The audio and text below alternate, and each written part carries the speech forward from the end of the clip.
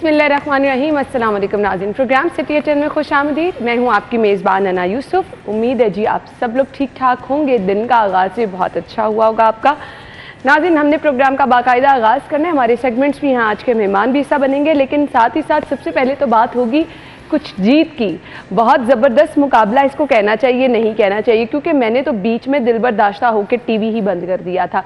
सो उसके बाद इसको क्या कहना चाहिए, जादू हो गया। किस तरह से जीत पाकिस्तान के नाम हो गई, हम आगे चल के इस पे जो है वो डिटेल में बात करेंगे। पहले सेगमेंट की तरफ चलते हैं, जो कि है एक दिन एक नेकी।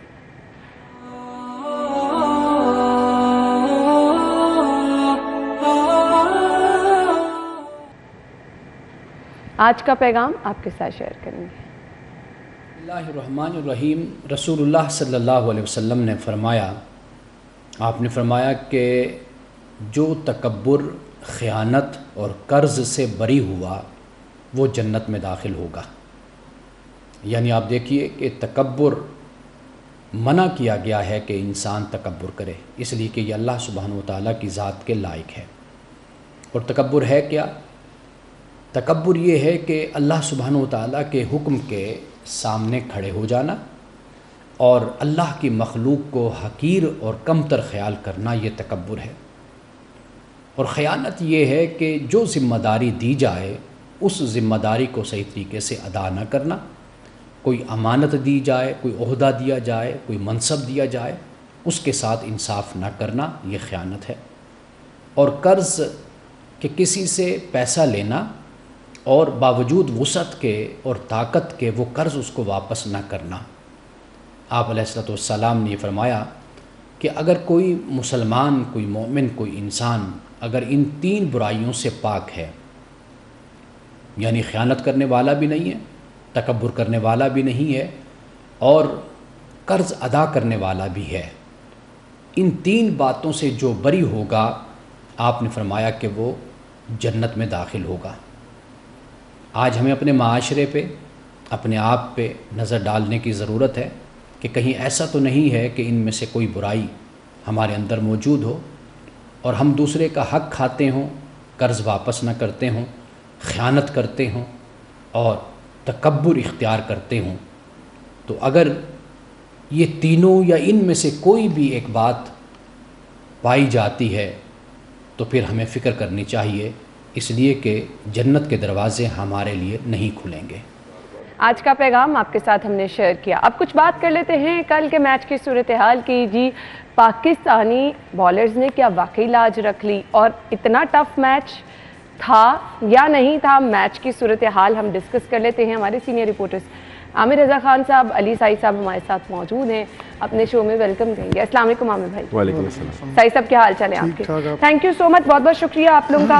अच्छा जी, सबसे पहले है जी, पाकिस्तानी बॉलर्स ने लाज रख ली। 5-6 T20 में इंग्लैंड को 6 रन से शिकस्त, लाहौरिये झूम उठे। सो उससे पहले जो मैच की सूरत हाल थी और एकदम से हमने मैच पलटा खाता देखा और जो लास्ट बॉल थी उस पर फाइनली हमने फैसला देखा और जीत पाकिस्तान का मुकद्दर बनी और फिर विनिंग मोमेंट आयशा ने हमें दिखा दी और ये वाकई एक्चुअली खुशी के लम्हात थे। आमिर भाई आपसे आगाज़ कर लेते हैं। हाँ, अच्छा मैच। मैं ये समझ रहा था कि शायद आप अच्छा कह रहे हैं, मैं तो मायूस थी। नहीं, लाहौर की पिच जो है वो शायद बैट्समैन के लिए बनाई जाए, लेकिन कल बॉलर्स की पिच थी। देखिए, पाकिस्तान भी 145 पे आउट हो गया और पवेलियन लौट गया पूरी की पूरी टीम, तो इसका मतलब है कि बॉलर्स को बहुत हेल्प कर रही थी। और जब इस तरह का हो तो पाकिस्तान की बॉलिंग निस्बतन इंग्लैंड की बॉलिंग से अच्छी है। बैटिंग में वो ज़रूर हमसे अच्छे हैं क्योंकि उनका मिडिल ऑर्डर बहुत अच्छा प्ले करता है। शुक्र है आपने कहा निस्बतन, लेकिन हम परफेक्ट नहीं कह सकते हैं। नहीं, परफेक्ट नहीं। परफेक्ट तो इसलिए नहीं है कि मैंने तो इस पर ब्लॉग भी लिखा है कि ये टीम जो है ये वर्ल्ड कप नहीं जीत पाएगी। अब लोग चाहे इसमें आपके नीचे जाके को आप जब इसको सोशल मीडिया पे दें तो क्या कमेंट करें, हाँ। लेकिन अगर इस टीम की बात की जाए तो इसमें इस तरह की कोई ख़ास चीज़ नहीं है जो कि एक वर्ल्ड कप विनर टीम के लिए होनी चाहिए। इसकी मिडिल ऑर्डर बिल्कुल जो है वो नाकाम रहती है। इसके ओपनर चल जाएं तो चल जाएं, ना चले तो ना सही। बिल्कुल ऐसे। एक रिजवान है, लेकिन अगर बाबर आजम साहब भी जो हैं वो किसी मैच में स्कोर करते हैं, किसी मैच में नहीं करते। उनकी मर्जी भी चल रही है आजकल और टीम सिलेक्शन में भी उनकी मर्जी चलती है।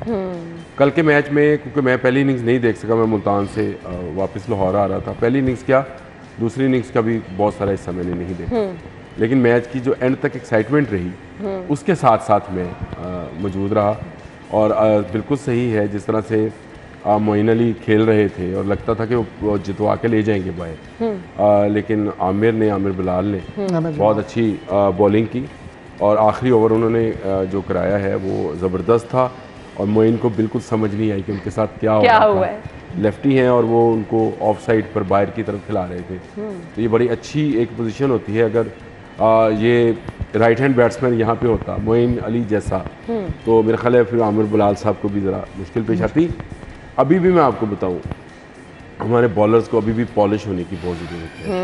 हम हर मैच जो है वो बिल्कुल एट द नेक बोटल नेक पे आके जीत रहे हैं। आपकी आमिर भाई बॉलिंग में और ये मैं आपको बताऊं ये जीत अल्लाह की तरफ से। बॉलर एक दो बॉलर है आपका, हारिस है या शाहीन अफरीदी है, बाकी तो ये तो एक मैच में नसीम शाह हीरो बन जाता है, अगले 4 मैच में इतनी मार खाता है कि दिल करता है नहीं आता। ये तो हसनैन का भी यही अलमिया है कि एक मैच की उसकी परफॉर्मेंस है, बाकी 4 मैचों में। अच्छा, कल वाले मैच में तो नसीम शाह था ही नहीं ना। वैसे बॉलिंग की कंटिन्यूटी की बात कर रहा है वो, तो ये अगर बैटिंग की बात की जाए तो कल जो बॉलिंग थी उस विकेट जो थी वो टफ थी, बॉल रुक भी रहा था, लो भी रह रहा था, उसमें रिजवान ने बहुत अच्छा खेला। बैटिंग पिच नहीं थी, बैटिंग पिच नहीं थी। और खिलाड़ियों की परफॉर्मेंस आमिर भाई बहुत मैटर करती है। मुझे बाबर आजम की परफॉर्मेंस कुछ समझ नहीं लग रही, कभी कुछ वजूहात उसकी, आप क्या टेक्निकल वजूहात समझते हैं? प्रेशर, कैप्टेंसी का एक अपना प्रेशर है। अच्छा, ये बात याद रखें, आपको जो आपके इर्द गिर्द प्लेयर्स हैं उन्हीं में से 11 प्लेयर चूज करने हैं, ये भी कैप्टन की जिम्मेदारी होती है। और फिर उसमें आप पर बहुत सारा प्रेशर होता है, फिर आपको ये खौफ होता है कि जीत और हार जो है वो आपके जिम्मे पर पड़ेगी। नहीं, आमिर भाई इस चीज़ को बेहतर समझते हैं, और ये पिछले कई साल इन्होंने स्पोर्ट्स की बीट भी की। उस टीम को जब सिलेक्शन होती है उनका बहुत सारे हमारे सीनियर जर्नलिस्ट जो होते हैं वहीं पे होते हैं, लेकिन मैं जो क्रिकेट खेली है उसमें ये देखा है कि अगर आप सिलेक्शन भी कर रहे हैं, कप्तान भी हैं, आपके दोस्त भी हैं, उनको भी कहीं ना कहीं आपके अकोमोडेट कर रहे हैं, फिर आप चाहे हीरो हों चाहे ज़ीरो हों, आप पे कैप्टनसी का बोझ होता है कि मेरी परफॉर्मेंस ना हुई तो तनकीद आएगी, फिर आपके दिन ब दिन बढ़ती जा रही है। और बाबर का यही हो रहा है कि पहले इतनी अच्छी स्कोर कर रहा था हर मैच में, और पिछले आपने देखेंगे जब से तनकीद हो रही है कि ये सिलेक्शन भी करते हैं, ये ओपनिंग भी करते हैं, चूँकि बहुत सारे ओपनर जो हैं वो अब मिडल ऑर्डर पे आ गए। ये कोई नई चीज़ नहीं है। सही साहब, विराट कोहली के साथ क्या हुआ? बिल्कुल, वो कैप्टन थे तो उनकी परफॉर्मेंस आहिस्ता डाउन होनी शुरू हो गई, क्योंकि वो कैप्टेंसी का प्रेशर ले रहा था। तो एक दफ़ा मुझे याद है, जो भी चेयरमैन है रमीज़ राजा, तो इनको कप्तान बनाया गया, तो इनकी कोई परफॉर्मेंस नहीं थी, 0 परफॉर्मेंस हुआ करती थी हमेशा। तो उस ज़माने में हमने सवाल किया कि जी रमीज़ राजा को क्यों बनाया गया? तो बड़ी मज़ेदार बात उन्होंने की। उन्होंने कहा जी कि आज जो सिलेक्शन कमेटी के चेयरमैन थे, उन्होंने कहा टीम में बैट्समैन होते हैं, विकेट कीपर होता है, बॉलर्स होते हैं, एक कप्तान भी होता है। हमने एक कप्तान रख लिया। सही कहा। अच्छा जी, आप मुझे आने वाले मैच से बता दें, उम्मीद क्या है? क्या पाकिस्तान इसी तरह जीतेगा? अच्छा, ये कल वाली जीत जो है ना, ये अल्लाह की तरफ से थी आमिर भाई। ये अभी मैं प्रेडिक्ट कर रहा हूँ, ये रख लेना, ये आने वाला मैच जो है जुम्मे वाला जो कल मैच होगा वो पाकिस्तान हारेगा, और इतवार को जो फाइनल टाइप कोई चीज़ मैच कुछ इस तरह का बनेगा और वो पाकिस्तान जीतेगा। चले आमिर भाई, मैं अपनी प्रेडिक्शन कर रहा हूँ, इसमें कोई किसी किस्म का कोई जुए का लिंक नहीं है, ये मेरी अपनी सोच है। लेकिन ये शुक्र करें कि जिस तरह आपकी विकेटें गिर रही थी, हर बंदा 10-12 स्कोर करके जा रहा था, नहीं तो हमारा ये होता लाइन लगती है तो 0-0 पे जाते हैं, 5-6-0 निकलते हैं। लेकिन T20 में आपने मारना होता है सही साहब, तो हर एक ने 10 T20 में आप आए और आपने छाना होता है, वो छा गए जो हारिस और उसने किया ना वसीम ने आखिरी 15-20, मैं कह रहा था कि ये जो स्कोर होगा ये फैसला कौन होगा, और वो 6 रन। चले जी, आज तो स्टे है, कल का मैच जो आमिर भाई ने प्रेडिक्शन किया उसके मुताबिक होता है या नहीं, उसके लिए हम इंतजार करेंगे और कल देखेंगे, और फिर आमिर भाई से हम पूछेंगे भी कि क्या हुआ इस मैच के साथ। अभी हम चलते हैं जी अपनी टॉप स्टोरीज की तरफ। शहरियों की आंखों में धूल झोंकने के लिए फॉगिंग का अमल जारी है। शहर में मच्छर मार स्प्रे किया जा रहा है, जो कि सिर्फ और सिर्फ 20% मौसर है।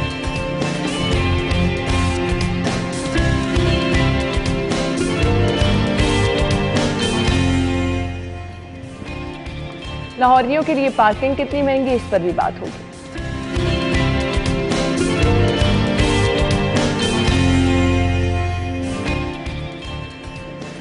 नया लाहौर बसाने के मंसूबे में अहम पेशरफ्त।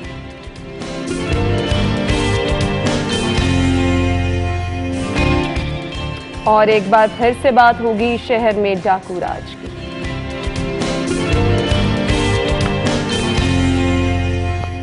अच्छा, वैसे नया पाकिस्तान बसाने की भी तैयारियां की जा रही थी और अब नया लाहौर बसाने की तैयारियां की जा रही हैं। ब्रेक के बाद हमने खबरों की डिटेल्स की तरफ आना है, हमारे साथ ही रहिएगा।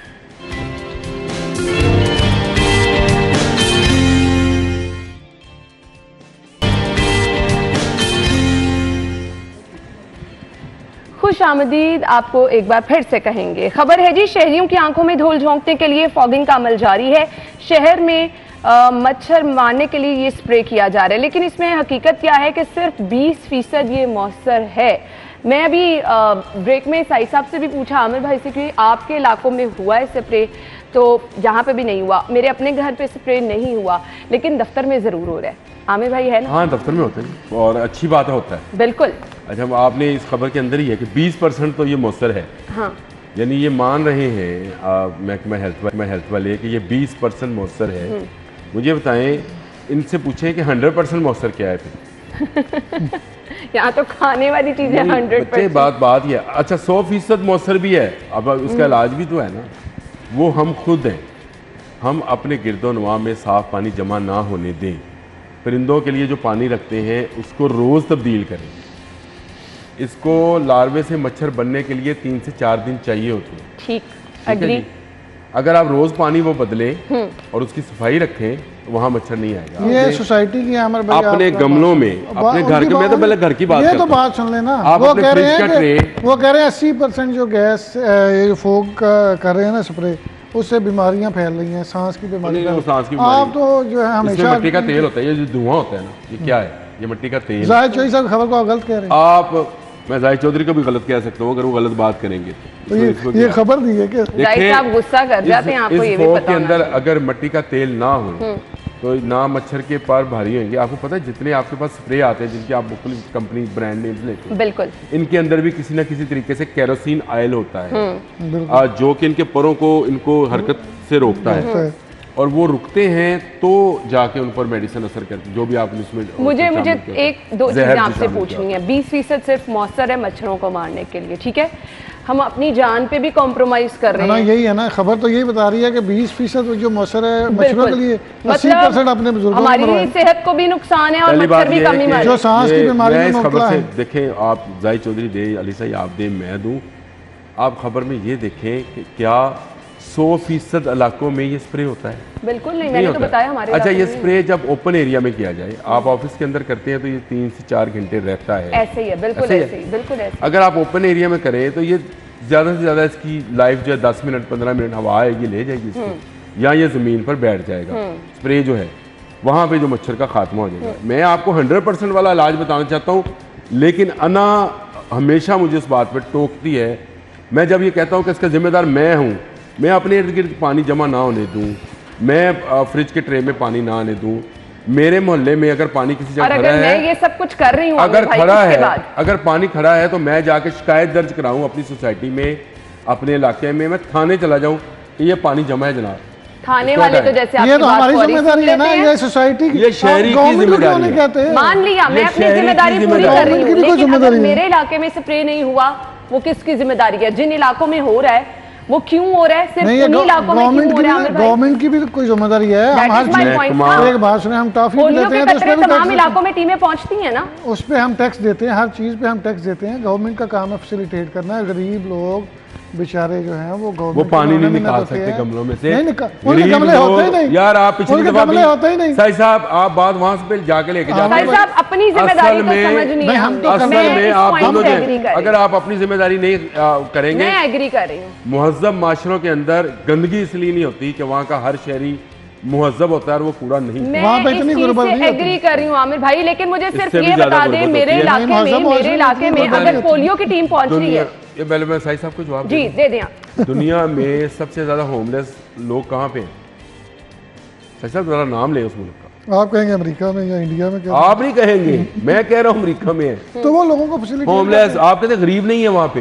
आप कभी जाएं तो सही, आपको न्यूयॉर्क के सबर्बन में मैं गया हूँ, उन एरियाज में जाकर देखें कि लोग गुर्बत से निचली सतह पर जाकर, लेकिन भाई ना वो गंदगी डालते हैं, महज़ब कौमों का क्या काम, उसमें वो सफाई कराते हैं ना, वो गवर्नमेंट उसमें गुर्बत नहीं आती। अच्छा मैं आपको बताऊँ ना, सुने वो जब ये अंदरून शहर और खैर वो आपको आटा पहुंचाएंगे, गैस पहुंचाएंगे, अंदरून शहर में 1 मरला 2 मरला के घर हुआ करते थे, हम रहते थे ना, हम लोग रहते थे वहाँ पे, और वहाँ पे इतनी सफाई थी कि हर बंदा उसने अपने घर में पैसे दे के खाक रोब लगवाया होता। कोई घर ऐसा, जैसे मेरे घर के सामने वो उनका घर था जो जिनको हम बिजली बोलते हैं, जो पानी लगाते हैं, उन्होंने भी अपने घर में खाक रोब लगवाया हुआ था, जो आता था और कूड़ा लेके जाता था गली में फेंकने का। और अगर कोई फेंक रहा है, बहुत पुरानी बात नहीं है, मैं तहजीब की बात कर रहा हूँ, आप पुरानी और नई बात को ना लेकर जाएं, टैक्स भी दें। मैं तहजीब की बात कर रहा हूँ कि उस वक्त नहीं मेरे घर वाले सोचते थे, मेरी दादी, मेरा दादा, मेरा बाप, मेरी माँ नहीं सोचते थे, मैं तो टैक्स भी देता हूँ तो मैं इस खाक रोब को पैसे क्यों दूं? ऐसे ही है। आज हम दुकान का कूड़ा उठाते हैं, बाहर फेंक देते हैं और कहते हैं जी हुकूमत की जिम्मेदारी। हुकूमतों की ऐसी जिम्मेदारियां नहीं होती। मैंने आपको कहा कि मैंने अपने घर में हर तरह से सफाई का ख्याल रखा है। टैक्स दें, ना नहाएं, ना गंद खत्म करें, ना आप कूड़ा गली में फेंकें, आप पानी जमा करें और बाद में कहिए हुकूमत की जिम्मेदारी मेरे घर के मुआशरा जो होता है जब सफाई सुथराई का ख्याल रखेंगे, सफाई रखना हमारी मैं तो रोज करता हूं, टैक्स दे रहे भाई, हम नहीं दे रहे। देखें ना, एक जो महज़ब मुआशरा होता है, जो उनकी जो गवर्नमेंट्स होती हैं वो उनको आटा सप्लाई करती हैं, गैस पहुंचाती हैं, पानी पहुंचाती हैं, पेट्रोल की कहाँ पे?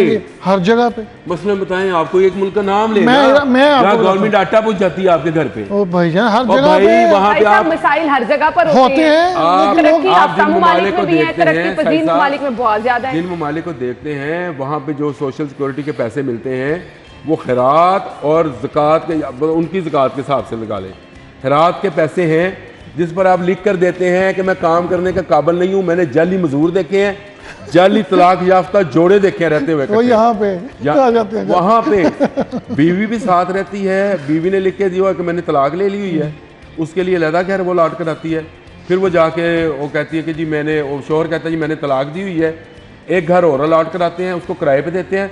मियाँ बीवी तलाक के बावजूद, जो कि उन्होंने वहाँ पे कौंसल में लिख कर दिया होता है कि हम तलाक याफ्ता हैं, रहते एक कमरे में एक बेड पे रहते हैं, और फिर वो कहते हैं कि जी हमें पाकिस्तान का बड़ा दर्द भी है। बीमारियां आप जिन माशरे की बात करते हैं, आपकी लड़ाई नहीं खत्म होने वाली। मैं अभी टिकर्स चल रहे हैं कि डेंगू केसेस रोजाना की बुनियाद पे बढ़ रहे हैं, और बहुत सारे लोगों को मैं हर दूसरे बंदे को सोशल मीडिया पर देख रही हूँ कि वो बता रहे हैं जी हम डेंगू से मुतासिर हो रहे हैं। अब दोबारा से आज स्प्रे की तरफ, आपके इलाके में हुआ है स्प्रे? नहीं। क्यों नहीं हुआ? गुड, आपने सफाई सुथराई रखी, टीम आपके इलाके में क्यों नहीं है? तो मेरे घर मच्छर, आपने अपना काम कर लिया ना? मेरे इलाके में डेंगू का मच्छर भी नहीं है सर। आप हमने सारे, मैं आप कैसे गारंटी दे सकते हैं? मैं आपको गारंटी इसलिए दे सकता हूं कि हमने तमाम प्लाटों पर हल चलवाया और अपनी सोसाइटी को पकड़ के कहा कि भाई हल चलाओ, हमने ये घास फूस नहीं रहने देनी मेरे घर के। सारी सोसाइटियां ऐसी नहीं होती, आपने हर तरह से सोसाइटियां ऐसी नहीं होती, आपने हर तरह से काम कर लिया, आपने हर तरह से जिम्मेदार शहरी होने का सबूत दे दिया, स्प्रे क्यों नहीं हुआ? ये गवर्नमेंट की भी तो कोई जिम्मेदारी है ना आमिर भाई। गवर्नमेंट की जिम्मेदारी होएगी। मैं पहली बात तो यह, मैंने तुम्हें इस प्रोग्राम से पहले मेरे ख्याल ये बात की थी, हम दोनों घर नहीं होते जब तुमने मुझे स्प्रे का पूछा, मैंने कहा शायद हुआ हो, हम क्योंकि घर पे नहीं होते हैं, मेरी बेगम भी जॉब करती है, आमना स्कूल चली जाती है, मैं यहाँ पे ऑफिस में होता रहा। ये अच्छी बात है यहाँ पे। अच्छा मुझे बताएं, जब हम घर पे ही नहीं होंगे तो हमें नहीं पता है कि हुआ, मैंने ये कंफर्म नहीं किया है। मैं अभी अपने प्रेसिडेंट शहजाद चीमा को फ़ोन करता हूँ और पूछता हूँ स्प्रे हुआ है कि नहीं हुआ, क्योंकि मुझे ये पता है कि सोसाइटी ने अपनी फोगिंग मशीनें खरीदी हुई सही स्प्रे के। ये देखें अपनी खरीदी है, जिन गरीबों की हम बहुत बात गरीब कर रहे हैं सोसाइटी है, ना, जिन गरीबों की हम बात कर रहे हैं ना, जिनको इलाज ये जो ये सब्जादार है देखे ना, ये अभी अंदरून लौट क्यों नहीं रहते, क्यों छोड़ के सब्जादार आ गए आप? भाई अगर आपकी बातों से हमने एग्री कर ली है ना, तो उसको किसने रोकना था? हमने नहीं थोड़ी रोकना था, गवर्नमेंट का काम था। मुझे खबर को वाइंड अप करना है। देखें, आपकी बातों मैंने मान ली, हालांकि आपने मेरे ऊपर इल्जाम लगा दिया कि मैं आपकी बातों से एग्री नहीं होती, मैंने मान ली, मैंने मान ली। मुझे ये बता दें, उन गरीबों का हम क्या करें जिनके इलाकों में अभी तक स्प्रे नहीं हुआ? बिल्कुल उस पर गवर्नमेंट वो कह रहे इनको ये खबर ना बताएं कि आपको जल्दी बीमारी हो सकती है, आपको सांस में तकलीफ हो सकती है, फॉगिंग होने दे, 20% तो है ना, चले ये तसल्ली तो है कि मच्छर का स्प्रे हो गया। अवेयरनेस तसल्ली लेनी है ना आमिर भाई, क्या स्प्रे होना चाहिए। अगर 100% Equally वाला हर- होगा ना, मैं यही हेल्थ वाले को बताता हूँ कि 100% वाला स्प्रे है, करो, मच्छर भी मरेंगे, लोग भी मरेंगे। तो इससे भी मैं तो ब्रेक मर रहे ले हैं। लेती 20% वाला खुद हूँ, रखा मैं होता ब्रेक है। ले लेती हूँ। अब आमिर भाई जो है ना मुझे वो चीजें जज्बाती खौफनाक हो रहे हैं, बना बहुत रही है जज्बाती चीजों हो को। रहे हैं। लेकिन इसमें जज्बाती जो हो रही है, सही से बात इंतजामिया नहीं है। काम कर रही है उसको मौसर होना चाहिए, उसके फौरी नताइज मिलने 100% होना चाहिए। चाहिए। और क्यों एक दो इलाकों में स्प्रे हो रहा है, हर क्या जगह बात। पर होना चाहिए, आपने तमाम लोगों का गवर्नमेंट हक की है। किसी पॉलिसी नाज़रीन, के हमने खिलाफ चलना है नहीं। ब्रेक की तरफ। ब्रेक के बाद जब वापस आएंगे तो कोशिश करेंगे कि ऐसी कोई खबर ना हो जिस पर ये सूरत हाल बने। ब्रेक के बाद आते हैं।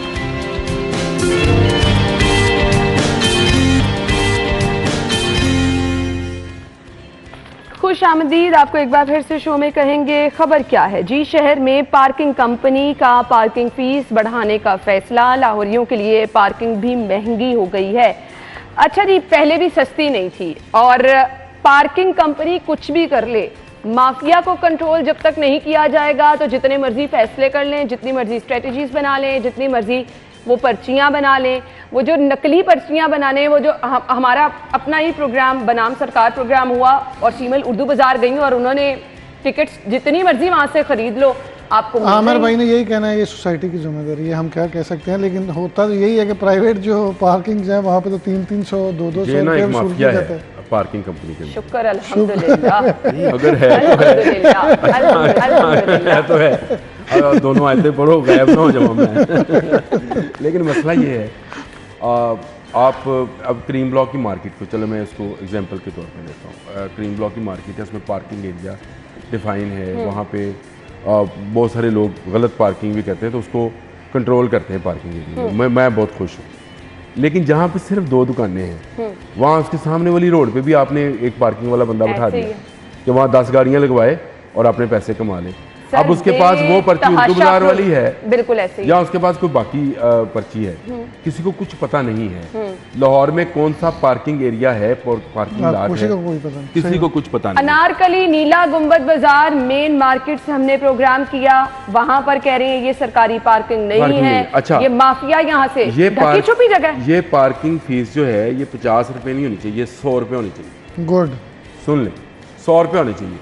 लेकिन उसके लिए रोड के ऊपर आपका बंदा पार्किंग ना करा रहा है, डेजिग्नेटेड पार्किंग प्लाजाज या पार्किंग एरियाज होने चाहिए, ऐसे ही है।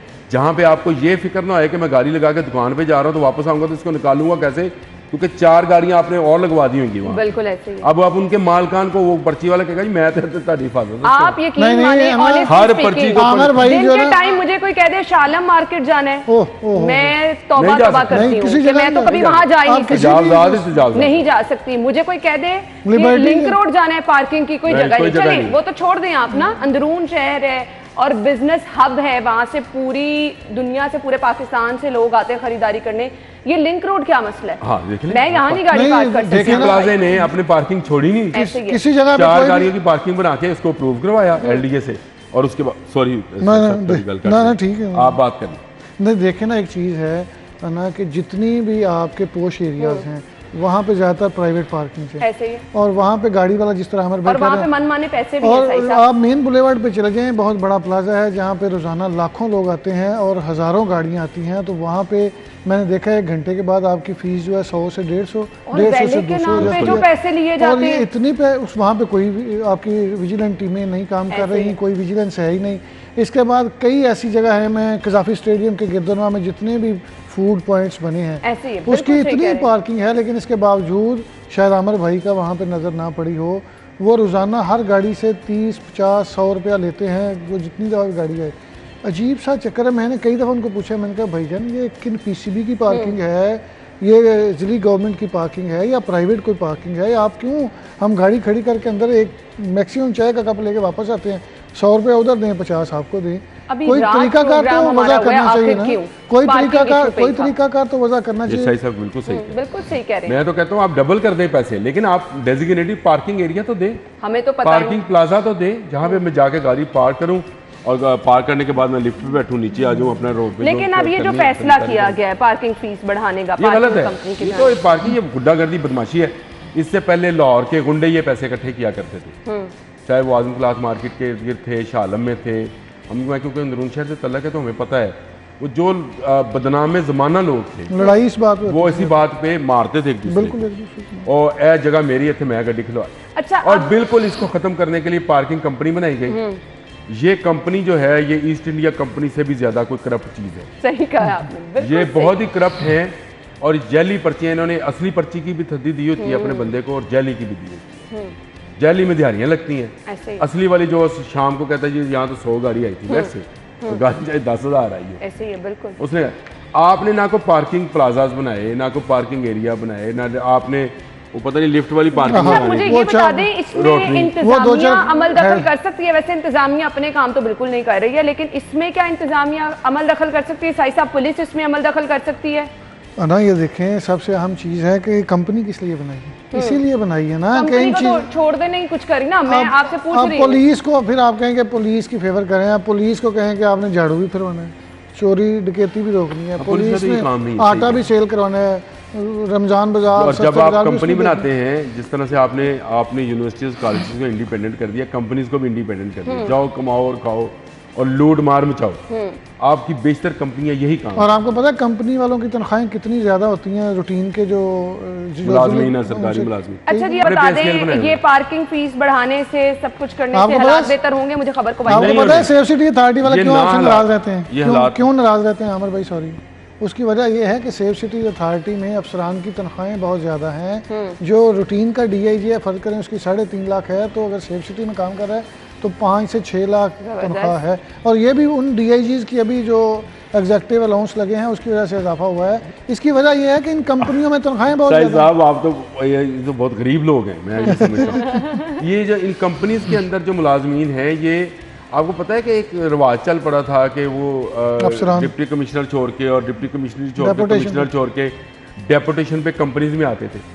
30 लाख रुपया तनख्वाह, महंगी तरीन गाड़ियाँ, मुलाजमीन, शोफर ड्रिवन, आपको वो सारी चीज़ें मिलती थी। उस कंपनी में अपने उन्होंने बायलाज बनाए, अपनी तनख्वाह उसने रख ली लट से 50 लाख, अपने से नीचे वाले की उसने कहा तेरी 45, तेरी 40, खुद ही बंदर बांट, कोई किसी को कुछ पता नहीं था। ये शहबाज शरीफ साहब की मिस मैनेजमेंट थी। ये शहबाज शरीफ साहब की कौन से इनके सुराख के पर लगे हुए थे इन लोगों पे। ये जितनी कंपनियां बनाई, इस पे जो हेड बनाए गए, उनकी लाखों रुपए में तनख्वाह तो अपने बंदों को अकोमोडेट किया। और फिर आपने सरकारी मुलाजिमिन को कैसे लेके आया? चलो मैं ये समझता हूँ कि एक बंदे ने UK में शायद उसके जो वहाँ पे पानी का निज़ाम है उसकी कोई रीडिज़ाइनिंग की है और उसके पास बहुत नॉलेज है। डॉक्टर सईद जैसा बंदा है जिसको आपने PKLI दिया, उस जैसा बंदा है, 14 लाख रुपए 12 लाख रुपए तनख्वाह लगाई, वो 12-14 लाख रुपए हर हफ्ता कमाता था अमेरिका में। उसको लाए तो मैं समझ आती है ना पैसे। बिल्कुल आपने सही। यहाँ पे आपने अपने पसंद का एक नौजवान डिप्टी कमिश्नर या कोई इस तरह का बंदा उठाया, उसको कंपनी में लगाया और उसकी 30 लाख रुपए तनख्वाह लगवा दी। क्यों? बिल्कुल, ये चीजें तो समझ से बाहर है ना। ये अब आप पूछेंगे कि परवेज इलाही साहब के जो पर्सनल सेक्रेटरी थे उनकी तनख्वाह इतनी क्यों है, तो ये बातें वो हैं जिनके जवाब नहीं मिलने वाले। ये जिस तरह पंजाब का बेरागरक वो दोनों मिलकर कर रहे हैं, दो लोग, एक मोहम्मद खान पट्टी और एक ये परवेज इलाही साहब। मैं आप पिछले प्रोग्राम में भी मैं सख्त बोल गया था, मैं इनके मतलब बात ही नहीं करना चाहता। मैं कल जनूबी पंजाब में था, लोगों की बुरी हालत है और ये सारा पैसा गुजरात और मंडी बहुद्दीन में जा रहा है। इसको खुदारा वफाकी गवर्नमेंट से अपील करनी चाहिए कि इसको रोकें या आवाम जो है वो बाहर निकलें। इनके खिलाफ लाहौर भी तबाह कर दिया, सारा पंजाब तबाह कर दिया। आमिर भाई का मूड भी ऑफ हो गया, गुस्सा भी आ गया और पहली खबर की वजह से मेरी चाय पड़ी ठंडी हो गई है। ब्रेक ले लेते हैं, ब्रेक के बाद वापस आते हैं हमारे साथ।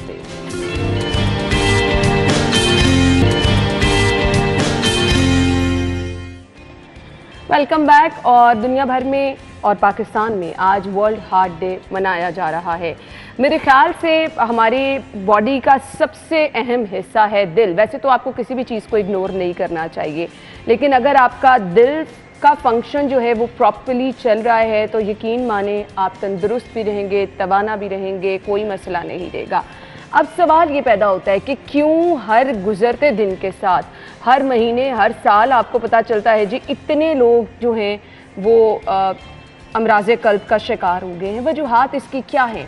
हमारे लाइफस्टाइल भी इसमें मैटर करते हैं, हमारी खुराक भी इसमें मैटर करती है। अगर हम थोड़ा सा पहले अपने वालिदैन के टाइम पे चले जाएं तो इस तरह से कोई भी बीमारी आम नहीं थी। अभी हम शो से पहले भी ये चीज़ें डिस्कस कर रहे थे कि आप एक बंदा तंदुरुस्त नज़र आ रहा होता है और बिल्कुल नहीं पता होता उसके अंदर चल क्या रहा है।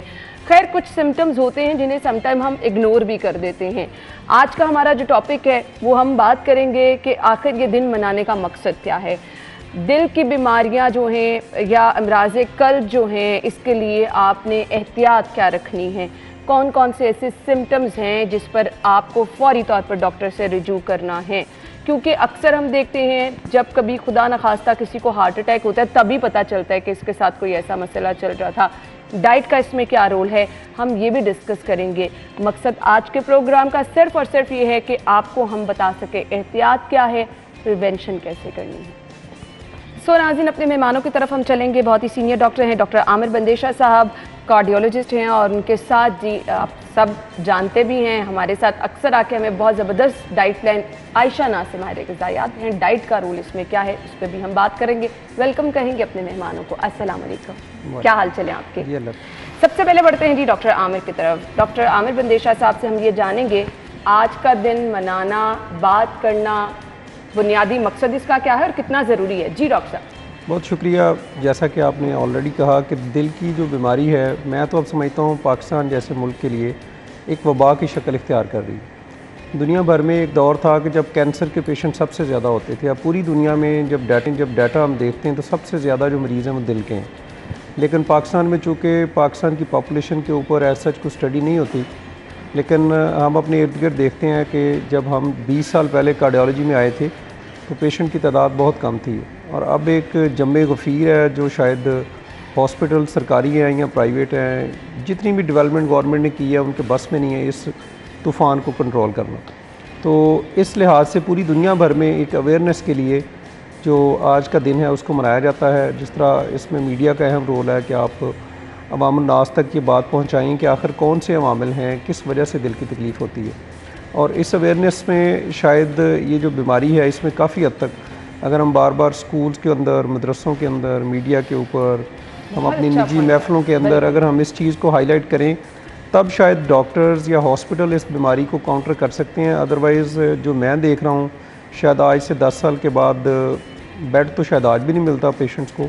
आने वाले दौर के अंदर सड़कों के ऊपर हम बात होंगे। PIC जब भी जाना हुआ है किसी की इयादत के लिए तो आप यकीन माने कि जिस तरह से लोगों की तादाद वहाँ पे नज़र आती है, खौफ आता है, एक्चुअली खौफ आता है। और यंग एज में डॉक्टर साहब होने की वजह है, यंग एज में एक्चुअली जो कन्वेंशनल रिस्क फैक्टर हैं, जिस तरह आपने कहा था कि हमने अपने माँ बाप को देखा, पेरेंट्स को देखा, हाँ। फिर पिछले 30-40 साल में हमने देखा है कि जो ड्रास्टिक चेंज आई है सोसाइटी में वो सेडेंटरी लाइफस्टाइल, इसको मतलब लोग बैठ गए हैं, लोग चलते नहीं हैं, वॉक नहीं करते, और बाज़ार के खाने बहुत आम हो गए हैं, ईटिंग हैबिट बिल्कुल। और इसमें जो पूरी दुनिया का भी अब शिफ्ट है वो डाइट के ऊपर है, लाइफस्टाइल के ऊपर है, वर्जिश के ऊपर है, और इसके अलावा जो बहुत कॉमन है वो एयर पोल्यूशन है।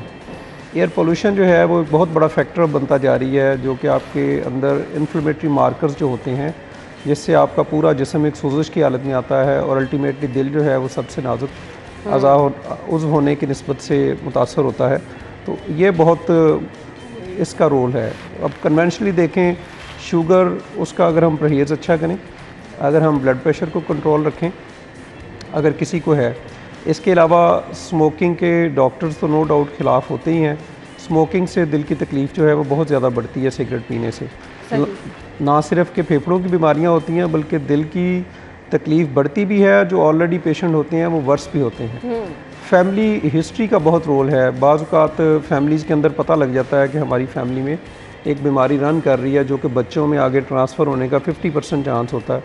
तो हम तमाम के तमाम ये क्लेम करते हैं कि हम अपने बच्चों से बहुत प्यार करते हैं, लेकिन अगर किसी बच्चे को हम पैदाइश से पहले, मुझे पता है मैं दिल का मरीज़ हूँ, तो मैं ऐसी फैमिली में या ऐसे कज़न के साथ शादी करूँ जो ख़ुद भी दिल की पेशेंट है उनकी फैमिली, तो 50% हम बीमारी आगे ट्रांसफ़र कर रहे हैं। तो हम बच्चों को प्यार नहीं कर रहे होते। बहुत अच्छी बात आपने किया, और मेरे ख्याल से ये इतना वो चीज़ है कि हमें मैक्सिमम लोगों से ये चीज़ डिस्कस करनी चाहिए, उनको बताना चाहिए।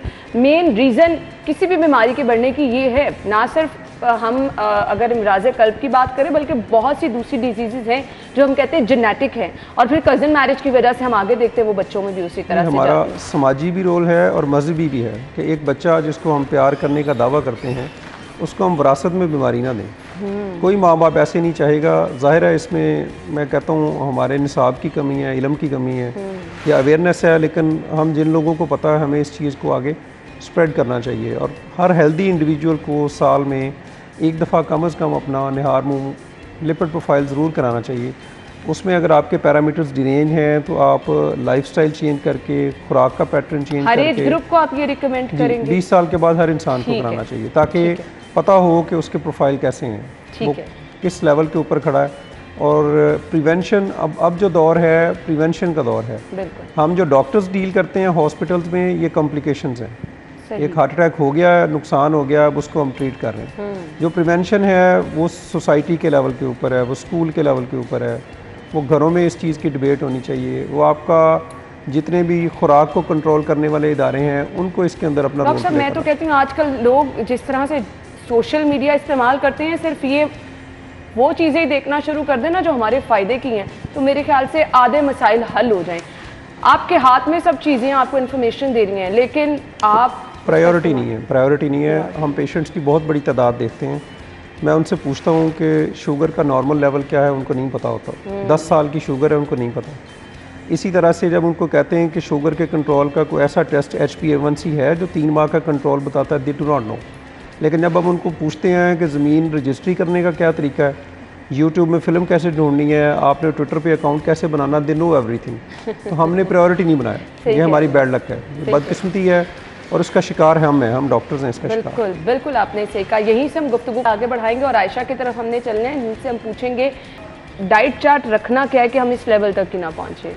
सबसे पहले तो आ जाता है जंक फूड का इस्तेमाल कम से कम करना है। जैसे डॉक्टर साहब ने अभी कहा कि साल में एक दफ़ा जो है आपके टेस्ट होने चाहिए। अब हमारे पास जो पेशेंट आता है उसको टेस्ट लिख के दो ना वो ऐसे एक्सक्यूजेस आपको आगे से देंगे, नहीं टेस्ट की ज़रूरत नहीं है, टेस्ट की ज़रूरत नहीं है। मैं बिल्कुल। लेकिन जंक फूड अगर ख़रीदने की बात है, जो पैसे जिनसे आप टेस्ट करा सकते हो वो नहीं है हमारे पास, या उस पर वो लेबल कर देंगे कि इसके पास तो नहीं जाना, ये तो टेस्ट ही बड़े महंगे लिख के दे देता है। लेकिन जब जंक फूड का उनका रिकॉल हो तो हफ्ते में 3 दफ़ा बाहर से खाना वो ज़रूर खा रहे होते हैं। तो अपनी प्रायोरिटी सबसे पहले सेट करें कि आपने साल में एक दफ़ा टेस्ट ज़रूर कराना है। और जो पैसे आप जंक फूड पे ज़रूरत से ज़्यादा इस्तेमाल कर रहे हैं, फिर हम हर वक्त कहते रहते हैं कि जी चीज़ें बहुत महंगी हो गई, महंगाई बहुत ज़्यादा हो गई। जब मेरे पास पेशेंट आता है तो मैं अक्सर अपने बॉस को कह रही होती हूँ, मुझे नहीं समझ आती कहाँ है महंगाई। गरीब से गरीब बंदा भी हफ्ते में 3 दफ़ा बाहर का खाना खा रहा है। तो वो जो बाहर का खाना का इंटेक हमारा पिछले 5 सालों में बहुत ज़्यादा बढ़ा है। शॉर्मा तो ऐसी हर घर में, बर्गर तो ऐसी हर घर में। अब होता क्या है, इसमें जो सॉस चली हुई है high in sugar high in salt है। शॉर्मा हो गया, ये बाहर का जितना खाना है, हम इन जनरल बात कर ले, सॉल्ट मेजर कॉन्ट्रीब्यूटर है हार्ट डिजीज़ का। इसी तरह जो शुगर है वो ओबेसिटी बढ़ाती है, जिसकी वजह से हार्ट के प्रॉब्लम शुरू हो जाते हैं। इनमें जो रिफाइंड कार्बोहाइड्रेट्स इस्तेमाल हो रहे होते हैं वो भी दिल की बीमारियों की बड़ी वजह बन रहे होते हैं। तो सबसे पहली चीज़ है कि आपने जंक फूड मुकम्मल तौर पे निकाल देना है। अब मैं इस चीज़ को समझती हूँ कि हम सब एक सोसाइटी में रहते हैं, वहाँ पे आप जाके कहो हमें तो पता ही नहीं ये बर्गर कैसा है, वो भी थोड़ा बुरा है, तो चले महीने में एक दफ़ा बाहर का खाना खा लें, चीट डे नहीं चीट मील कर लें, महीने में एक दफ़ा बहुत है। फिर दूसरी चीज़ आती है होल ग्रेन आइटम्स का इस्तेमाल करें। होल ग्रेन आइटम से मुराद ये है कि हमारे घरों में सफ़ेद आटे का ट्रेंड बहुत ज़्यादा बढ़ गया है, सफ़ेद चावल का ट्रेंड बहुत ज़्यादा बढ़ गया है। जितना हो सके होल ग्रेन यानी चक्की का आटा, लाल आटा, मल्टीग्रेन आटा, जौ का आटा, ऐसी चीज़ जो प्रोसेस कम से कम है वो आपके दिल के लिए उतनी ज़्यादा अच्छी है। ब्राउन राइस का इस्तेमाल करना है। फिर फ्रूट एंड वेजिटेबल्स का इस्तेमाल भी कम से कम होता जा रहा है। उसमें भी पेशेंट यही कहते हैं पड़ा रहता है, हम वो नहीं खाते। जब ले ही आए हैं तो प्लीज़ उसको खा ही लें। फिर तो फ्रूट्स एंड वेजिटेबल्स का इस्तेमाल जो है वो हमारा कम से कम होता जा रहा है। नट्स बहुत अच्छे हैं हार्ट हेल्थ के लिए, चाहे सर्दी हो चाहे गर्मी हो, एक मुट्ठी नट्स का इस्तेमाल आपने करना ही करना है, वो हार्ट हेल्थ के लिए बहुत अच्छा है। फिर अगली चीज़ आती है हमारे पास ऑयल का इस्तेमाल। ऑयल को लेके भी यही मसला है, ऑलिव ऑयल हमें लगता है वो बहुत महंगा है, वैसे हम इधर उधर पैसे सारे खर्च करते रहेंगे, ऑलिव ऑयल बहुत महंगा है। अगर आप किसी वजह से ऑलिव ऑयल अफोर्ड नहीं कर सकते तो कैनोलिव ऑयल इस्तेमाल कर लें। ये भी तब अगर आप ऑलिव ऑयल अफोर्ड नहीं कर सकते, क्योंकि वाकई बहुत सारे लोग हैं जो वाकई अफोर्ड नहीं कर सकते, फिर उस केस में कैनोलिव की तरफ चले जाएं। एक चीज़ जो मुझे भी पिछले दिनों ही पता चली, हम लोग ये काफ़ी अर्सा समझते रहे कि सरसों का तेल बहुत अच्छा है, सरसों का तेल अच्छा नहीं है। सरसों के तेल को छोड़ दें, ये पिछले दिनों ही मुझे भी पता चला है कि सरसों के तेल में आपने कुकिंग नहीं करनी। अब ऑलिव ऑयल की जब हम बात करें, एक चाय का चम्मच ऑलिव ऑयल आपके एक वक्त के खाने में डलना चाहिए, ये सोच के कि हम बड़ा हेल्दी ऑयल इस्तेमाल करें, नहर नहीं बहा देनी। खाने के ऊपर कभी भी तरी नहीं आनी चाहिए। अगर आप सालन में इवन आपकी उंगली भी चले जाती है तो आप यूँ करें तो ऑयल चला जाए, आपको टिश्यू से और अपने हाथ जो है वो इस्तेमाल साफ़ ना करने पड़े। ऑयल जो है वो इतना कम से कम होना चाहिए। फिर फ्राइड आइटम्स का इस्तेमाल जो है वो कम से कम रखें। जितना आप बेक चीज़ों की तरफ या एयर फ्रायर वाली चीज़ों की तरफ जाएंगे वो उतना सेहत के लिए ज़्यादा अच्छा है। और तो ये मुश्किल नहीं है, आप अपनी एक हैबिट बना लें तो आपके लिए आसानी हो जाती है। हमें लगता है कि अच्छा अगर किसी तरह से परहेज करना है, कुछ करना है, एक्स्ट्रा एफर्ट करनी पड़ेगी, ऐसा बिल्कुल नहीं है। हमारे मेहमान हमारे साथ मौजूद हैं, हम गुफ्तगू का सिलसिला आगे बढ़ाएंगे। और एक बड़ी वजह मैंने किसी से सुना कि आई डोंट नो, अब ये डॉक्टर साहब से हम पूछेंगे कि बहुत ज़्यादा स्ट्रेस लेने वाले, बहुत ज़्यादा परेशान रहने वाले लोग और जो एक्स्ट्रा सोचते हैं, क्या वो भी दिल की बीमारियों का शिकार हो जाते हैं? डॉक्टर साहब से पूछेंगे ब्रेक के बाद। Stay with us.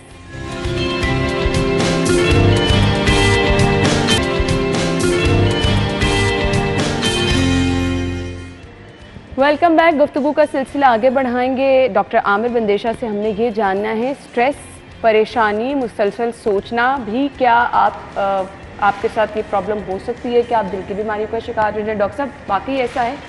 मैं डॉक्टर आयशा की पहले बात आगे बढ़ाऊंगा कि इन्होंने बड़े अच्छे मशवरे दिए कि खुराक नेचुरल ज़्यादा इस्तेमाल करें।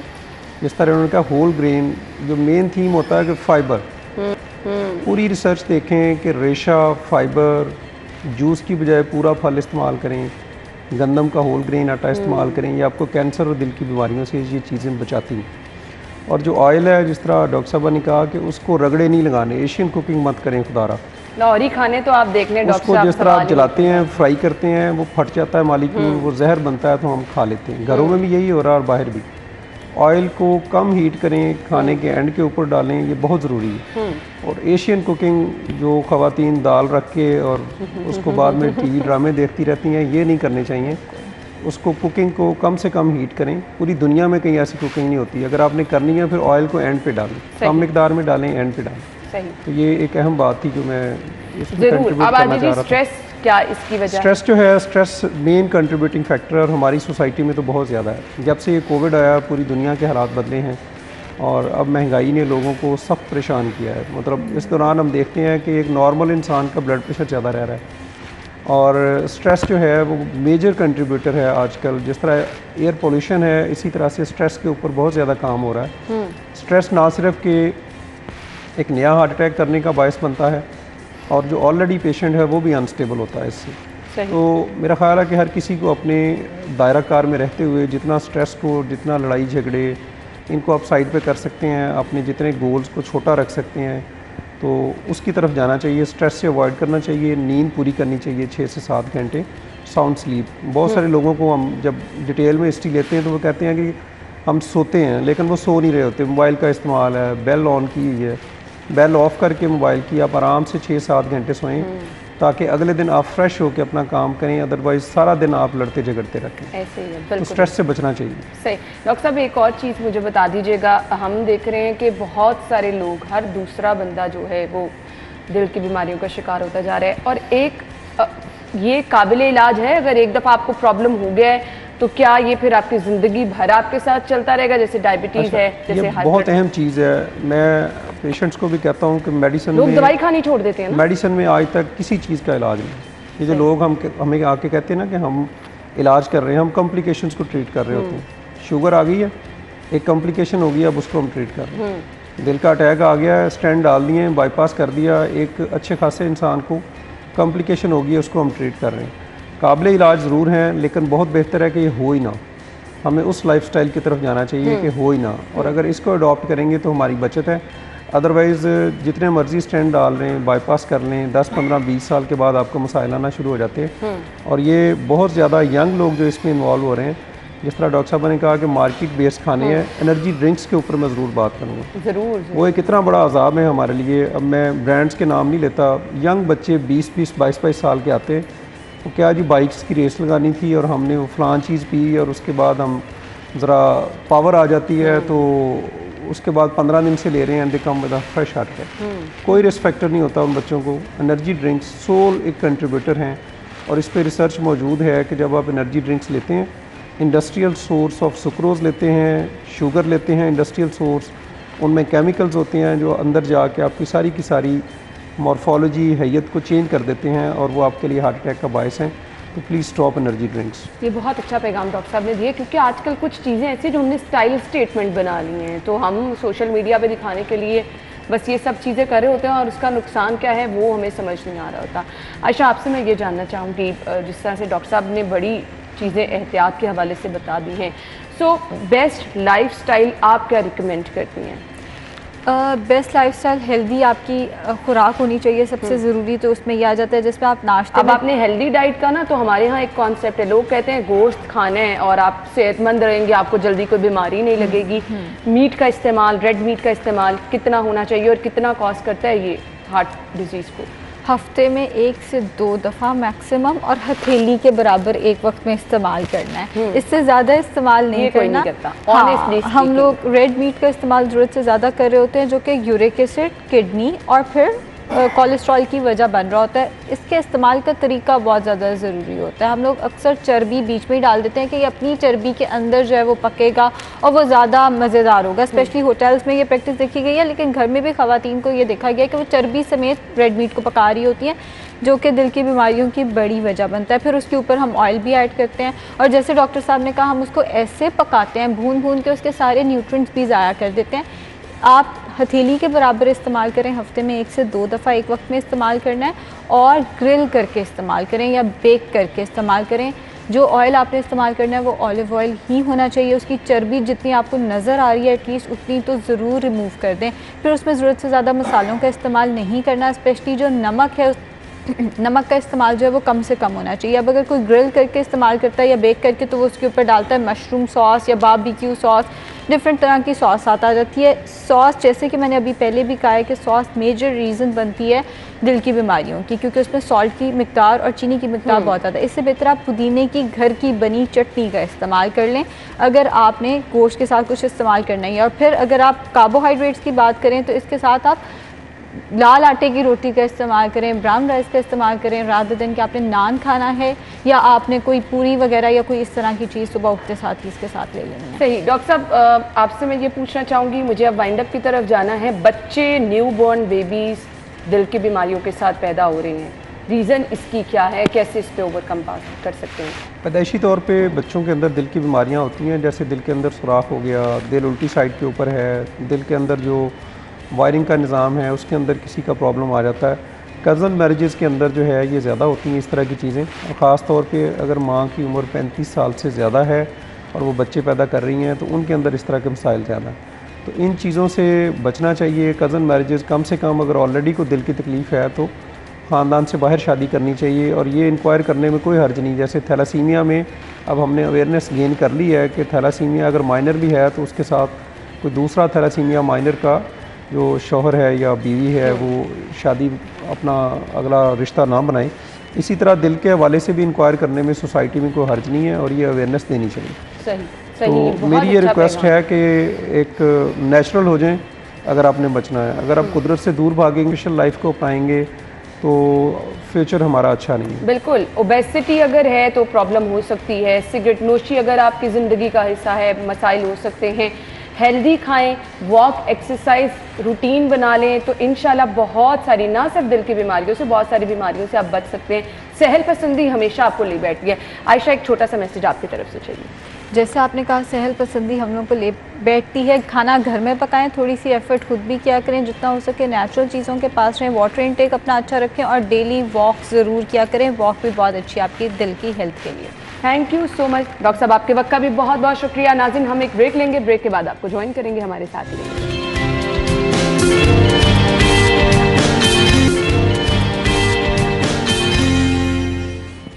Welcome back. और हमने अभी प्रोग्राम में ब्रेक से पहले बात की कि जी आलमी यौम कल्ब है, सो इससे रिलेटेड एहतियात क्या करनी है, प्रिवेंशन क्या है, डाइट आपकी कैसी होनी चाहिए, ये तो हमने डिस्कस कर लिया है। क्या आपकी मेंटल हेल्थ जो है वो आपकी दिल की सेहत के साथ कितनी डिपेंड करती है, उसको अच्छा रखने के लिए अब प्रोग्राम के हिस्से में जी हम ये डिस्कस करने वाले हैं माहिर नफ्सियात जहारा साहिबा ने हमें ज्वाइन किया है। वेलकम कहेंगे। अस्सलाम वालेकुम। वालेकुम अस्सलाम। क्या हाल चाल है आपके? अल्हम्दुलिल्लाह, आप कैसी हैं? अल्हम्दुलिल्लाह बिल्कुल ठीक ठाक। थैंक यू सो मच, आपके वक्त का बहुत बहुत शुक्रिया। वर्ल्ड हार्ट डे है आज। सो हम समझते हैं कि हमने डॉक्टर को दिखा लिया, बिल्कुल ठीक है, हम मेडिसिन खा रहे हैं, बिल्कुल ठीक है, डाइट अच्छी है। मुझे ये बता दें, बहुत से लोग स्ट्रेस लेते हैं, अगर आपकी मेंटल हेल्थ ठीक ना हो तो क्या क्या नुकसान हो सकते हैं? अच्छा है ना, दैट्स वेरी इंपॉर्टेंट क्वेश्चन। देखिए कुछ डिजीज़ ऐसी हैं जो कि हैं स्ट्रेस इंड्यूस्ड डिजीज़, और अब लोगों में काफ़ी अवेयरनेस आ गई है, लेकिन फिर भी किसी लेवल के ऊपर जो सबसे ज़्यादा चीज़ इग्नोर की जा रही है वो हमारी मेंटल हेल्थ है। हम लोग कहीं ना कहीं पे ना प्रिस्क्रिप्शन रिलेटेड जो ट्रीटमेंट है ना, मेडिसिन, एग्जैक्टली हमें पता चलता है, तसल्ली हो जाती है, डॉक्टर को दिखाया, दवाई लिख के दी है, इंजेक्शन लगा, अब फर्क पड़ता है। एग्जैक्टली, लेकिन जो रूट कॉज है ना, हम उस पर काम नहीं कर रहे होते। तो जो स्ट्रेस इंड्यूस्ड डिजीज़ में सबसे पहले नंबर के ऊपर है वो आपकी hypertension and heart related disease, उसके बाद आपकी डायबिटीज़ है, और उसके बाद फिर आपका ऑफ कोर्स जब आपके 2 मेजर ऑर्गन्स इन्वॉल्व हो जाते हैं तो फिर लंग्स, फिर आपके किडनीज, फिर आपका लीवर, सब के सब कंप्रोमाइज़ हो जाता है। अच्छा, कहीं ना कहीं पे अभी जो अमेरिकन साइकोलॉजिकल एसोसिएशन है उसने एक सॉलिड रिसर्च भी इसके ऊपर की कि हमारा जो mind and heart it's basically interlinked है। इसका एक बड़ा सॉलिड, एक बड़ा स्ट्रॉन्ग रिलेशनशिप है। ठीक है, आप जो जहन में आपके हर वक्त होता है, जो मैसेजेस आपका ब्रेन आपको सारा दिन दे रहा होता है, आपका हार्ट उसे फॉलो कर रहा होता है। ठीक है, और जो चीज़ें अब आप इंड्यूस कर रही हैं, जो चीज़ें आप ऑब्जॉर्व कर रही हैं, आप सोच रही हैं, वो इफेक्ट तो होंगी। अब सारा दिन if you are like suffering with lot of stressors हैं, नेगेटिविटी बहुत ज़्यादा है आपकी, you are very much unhappy, unhealthy, तो वो सबसे ज़्यादा जो इफेक्ट हो रहा है ऑर्गन वो आपका हार्ट है। तो जो आपका माइंड है that's very much related with your heart. तो आपके हार्ट के लिए, उसकी लाइफ के लिए, उसकी बेटरमेंट के लिए we have to work on our mind basically, and mind is totally related with your psychological issues. Obviously we have to manage, we have to maintain our mental health. हम देखते हैं कि कुछ लोग अक्सर कहते हैं कि जी फलां बंदा बहुत दिनों से टेंशन में था, परेशान था, और एकदम हार्ट अटैक हो गया। एग्जैक्टली, तो ये रीज़न आपको समझनी चाहिए कि कुछ ना कुछ तो रिलेशन है। आपका स्ट्रेस, एंग्जाइटी बहुत हद तक आपको इस चीज़ की तरफ लेके जा रही है। ऑब्वियसली। अच्छा, और एक ये हमारा इसमें एक टर्म यूज़ करते हैं हम, कार्डिक साइकोसिस। कार्डिक साइकोसिस बेसिकली है ये कि आप बिला वजह की जो सोच रहे हैं, बिला वजह का जो स्ट्रेसर्स हैं, मतलब फॉर द प्रोफेशनल्स बिला वजह हो सकती हैं, पर फॉर द पेशेंट्स वो वजूहात होती हैं। हाँ, ऑब्वियसली। तो उसके अंदर जो कार्डिक साइकोसिस है, वहाँ पे वो स्ट्रेसर्स, वो डिप्रेशन, एंग्जाइटी, वो सारी चीज़ें इतनी ज़्यादा क्लाइंट को, पेशेंट को प्रेशराइज कर रही होती हैं कि बेसिक फिर वो फाइनली क्या करता है कि उसका जो कार्डिक अरेस्ट है वो हो जाता है। और नहीं हो सकता, अगर कार्डिक अरेस्ट तक सिचुएशन नहीं जाती है तो जो आपकी वेस्कुलर डिजीज़ है, नैरोनेस इन योर वेसल्स, आपका वो आर्टरी, जो आपके आर्टरीज हैं, वो जब आपकी कोलैप्स करती हैं, ब्लॉकेज होती है, तो वो सब की सब इसी वजह से होती हैं, जो आपका कंटिन्यूस स्ट्रेस होता है। सही। सो अब मुझे ये बता दें कि हम रिलैक्स कैसे रह सकते हैं? टेंशनें तो हर दूसरे बंदे को हैं, वो चाहे फैमिली से रिलेटेड है, वो चाहे महंगाई से रिलेटेड है। हम नहीं कह सकते कि फलां बंदा अगर वो बहुत अच्छा लाइफस्टाइल है, बहुत अच्छा दिख रहा है, तो उसके घर में मसले नहीं हैं। हर किसी के साथ कुछ ना कुछ ज़िंदगी में प्रॉब्लम चल रहा होता है ना। आपकी ज़िंदगी नाम ही खुशी और गम दोनों मिलकर ही आप ज़िंदगी गुजारते हैं। सो आजकल स्ट्रेस बहुत ज़्यादा है, हमने अपने स्ट्रेस को मैनेज कैसे करना है? अच्छा, जिस तरह हम अपनी फिजिकल हेल्थ के बारे में थोड़ा कॉन्शियस होते हैं ना, लाइक हैविंग हेडेक या स्टमक अपसेट है या पेट में दर्द है, तो हम थोड़ा सा नोटिस करते हैं। इसी तरह अब हम लोगों को जागना पड़ना है और हमें अपने स्ट्रेसेस को भी रूल आउट करना पड़ना है, हमें आइडेंटिफाई करना पड़ना है और हमें शेयर भी करना पड़ना है। मैं आज बड़ी अच्छी सुबह वर्ड ये हार्ट डे के हवाले से एक चीज़ पढ़ी थी कि अगर दिल खोला होता यारों के साथ तो आज खोलना ना पड़ता औजारों के साथ। तो ये मुझे बहुत अच्छा लगा। देखिए, स्ट्रेसेस तो बहुत हैं, स्ट्रेसेस भी बहुत हैं, लेकिन आपकी शेयरिंग कितनी है, आप उनको आइडेंटिफाई कितना कर रहे हैं, आप उनको कितनी इंपॉर्टेंस दे रहे हैं। बहुत सारी है ना ऐसी चीज़ें होती हैं, जैसे अब आप सुबह से कुछ सोच रही हैं ना, अब वो सोच रही है, बैक ऑफ द माइंड चल रही है, लेकिन अभी थोड़ी देर के बाद अब मुझे कहेंगे यार मैं तो सुबह से ये सोच रही हूँ, मैं कहूँगी ये तो कोई बात नहीं है, ये तो कोई इशू ही नहीं है अब दुनिया में। तो अब जब आप 2-4 लोगों के साथ शेयरिंग करेंगे तो आपको उसकी जो इंटेंसिटी है ना स्ट्रेस की, उस थॉट की, वो कम हो जाएगी। जब इंटेंसिटी कम होती है ऑब्वियसली फिर आपको एक कोपिंग एक स्ट्रेटजी है ना वो मिल जाती है। तो जब आप स्ट्रेसेस में आते हैं ना बहुत ज़्यादा, सबसे पहले जो एक इट्स अ ह्यूमन नेचर कि हम सबसे पहले आइसोलेट होते हैं। हाँ। आपने देखा इंसान चुप होना शुरू हो जाते हैं। सही। घर वाली नोटिस करना शुरू कर देते हैं कि पहले नहीं था ऐसा, अब चुप हो गया। हाँ, जितने भी आप कार्डियक अरेस्ट होते हैं आप उनसे पहले की हिस्ट्री लें, रिसर्चेज हैं हमने तो खैर जो पढ़ी हुई हैं, आप उनसे पहले की 3 मंथ्स की अगर हिस्ट्री लेंगी तो आप देखें कि वो आइसोलेट हुए, वो अपने हजूम से हटे हैं, उनकी डिस्कशंस कम हुई हैं, उनके सोशलाइजेशन कम हुई है, कुछ बिहेवियर्स ऐसे हैं जो कि उनके अंदर नज़र आए। और जब वो आइडेंटिफिकेशन नहीं हो सकी उन बिहेवियर्स की और हमने उन्हें उनके हाल पे छोड़ा, तो या तो वो फिर मेंटल हेल्थ उनकी इफेक्ट हुई या फिर उनकी फिजिकल हेल्थ, जिसमें हार्ट सबसे मेन चीज़ है। वो एक ऐसा ऑर्गन है जिसमें पूरी बॉडी को चलाना होता है माइंड के बाद, तो वो उनका कोलैप्स होता है। ठीक है। और स्ट्रेसर्स मैनेज करना इट्स नॉट रॉकेट साइंस, ये कोई ऐसा नहीं है कि आप कहें कि हम ये चीज़ नहीं हमसे हो सकती है। It's a learning, it's a process. जैसे हम लर्न करते हैं ना how to talk to other, जैसे हम लर्न करते हैं हाउ टू वॉक, आज मैंने ये ड्रेस पहनना है, आज मैंने ये, इसी तरह हमारे स्ट्रेस भी हैं जो रूटीन में आएंगे। ऐसे वेदर है तो हमने अपने स्ट्रेस को कैसे मैनेज करना है ये हमें लर्न करना पड़ेगा। ठीक, सही। सो ये चीज़ें मुश्किल नहीं हैं, आपको प्रैक्टिस से। मुझे अब यहाँ बता दें, माहिर नफ्सियात के पास जाना आपका, अगर आपको कुछ प्रॉब्लम्स लग रही हैं, हमारे यहाँ ये ट्रेंड नहीं है। कोई कहता है कि अच्छा अगर हम चले गए तो कोई ये ना कि ये पागल है। सो कितना ज़रूरी है, जैसे हम टाइमली कहते हैं कि जी फ़लाँ डॉक्टर के पास भी जाना चाहिए, फ़लाँ डॉक्टर के पास भी, माहिर नफ्सियात के पास जाना कितना ज़रूरी है अगर आपको अपने अंदर कुछ ऐसी प्रॉब्लम महसूस हो रही है? देखिए ना, अब तो ये चीज़ें जो है ना, लोगों को इस चीज़ को मान लेना चाहिए कि आपको you need a counsellor, you need a therapist, you need a professional. आप अगर यहाँ पे स्टक कर रहे हैं ना, जितनी अब लाइफ हमारी बिजी हो गई है, अब वो दौर नहीं है जब एक पूरा सेन में सब इकट्ठे बैठते थे, बिल्कुल नानियाँ दादियों डिस्कशन होती थी।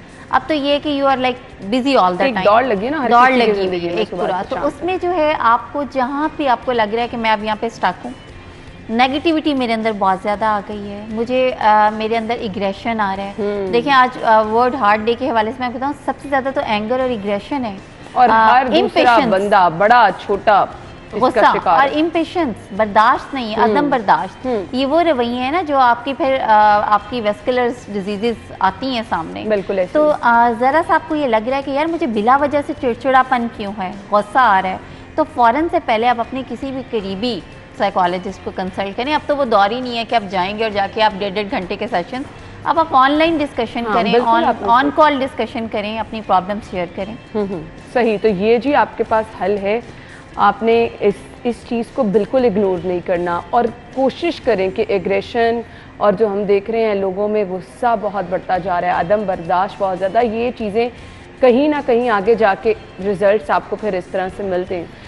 और क्या आप जो हमारे नाजरीन देख रहे हैं प्रोग्राम, उनको मैसेज क्या देना चाहेंगी जो कम से कम आज के दिन की मुनासबत से उनके लिए बहुत फ़ायदेमंद है? लेकिन सबसे पहले तो stay positive and stay happy. मैं हमेशा ये चीज़ कहती हूँ, अगर आप खुश हैं और पॉजिटिव हैं तो आपको जो अगले की आँख का जो बाल है ना वो शतीर नहीं नज़र आएगा एटलीस्ट। ठीक है, तो आप अपने ऊपर काम करें ना। हमने क्या जिम्मेदारी ली हुई है कि हम लोग दूसरों पे काम, हमने जिम्मेदारी ली होती है, हम दूसरों को नोटिस कर रहे होते हैं, हम दूसरों को चेक कर रहे होते हैं, हम खुद पे नहीं तवज्जो दे रहे होते हैं। We need to happy, we need to positive, we need to, और हमें अपना लाइफस्टाइल बनाने की जरूरत है। लाइफस्टाइल तो हमारा है ही नहीं, healthy lifestyle is very much important आजकल के दौर। बिल्कुल आपने सही कहा, जिसमें ना सिर्फ आपका खाना पीना, आपकी हेल्थ से रिलेटेड जैसे हमने कहा वॉक, एक्सरसाइज, प्रॉपर सोना, ये सब चीज़ें जो हैं वो मैटर करती हैं। इन सब का ख्याल रखें।